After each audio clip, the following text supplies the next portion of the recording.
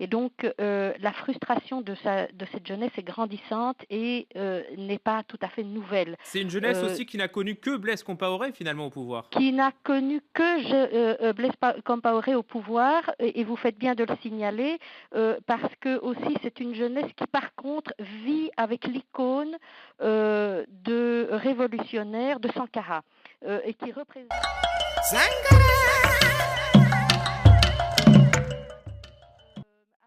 La jeunesse que vous voyez, c'est l'incarnation du souffle révolutionnaire porté par Sankara. Une jeunesse portée par des idéaux nouveaux prônés par l'ancien chef du Burkina Faso. Cette jeunesse a soif d'indépendance et de reconnaissance pour un pays qui a trop longtemps été sous le joug de la colonie française. C'est l'héritage anti-impérialiste et panafricain qui anime ce peuple de jeunes burkinabés à la recherche d'un idéal où le Burkina Faso pourrait se démarquer en tant que pays autonome et fier d'apporter des valeurs nouvelles à l'Afrique comme l'émancipation des femmes et surtout une nouvelle manière de diriger dans la transparence et dans le respect de la population. Sankara rebaptise son pays le Burkina Faso, qui signifie littéralement le pays des hommes intègres. Il y en a qui demandent mais où se trouve l'impérialisme? L'impérialisme, regardez dans vos assiettes, quand vous mangez les grains de riz, de maïs, de mil importés, c'est ça l'impérialisme, n'allez pas plus loin. Une révolution culturelle est en marche. Sankara ne laisse pas les Africains indifférents. Il va plus loin et remet en question une société africaine où les hommes ont toujours dominé les femmes. Ce qui veut dire que nous devons donner à chaque femme un emploi. Nous devons donner à chaque femme le moyen de gagner honnêtement et dignement sa vie. Il crée une véritable secousse, en étant un des premiers chefs d'État au monde à militer pour l'émancipation de la femme.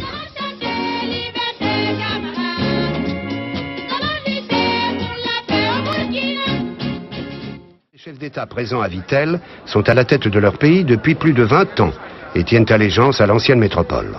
La politique africaine de la France, nous la trouvons très française. C'est-à-dire? C'est-à-dire qu'elle ressemble aux autres politiques françaises. Hier, la France était dans tel ou tel pays d'Afrique pour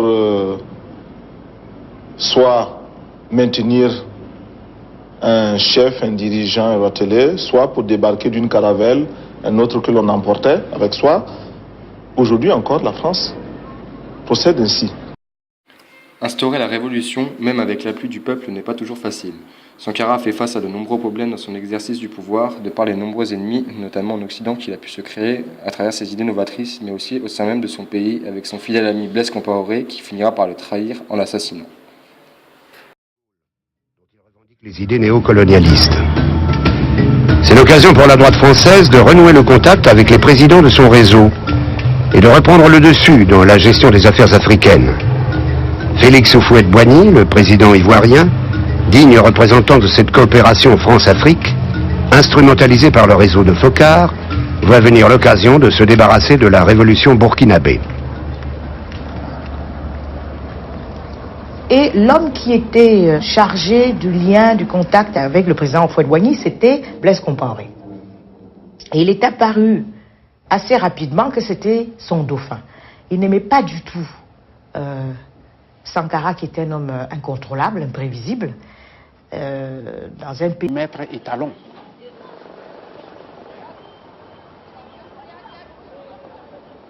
Avec le temps, pour les Burkinabés, mais aussi pour l'ensemble des Africains, la mort de Thomas Sankara est devenue le symbole d'un gâchis, avec l'amertume d'avoir raté l'occasion, celle de sortir du gouffre. Sur la cité. Révolution, on peut tuer un révolutionnaire par la révolution. On peut tuer un révolutionnaire par la révolution. Le poing en l'air, baisser les bras hors de question.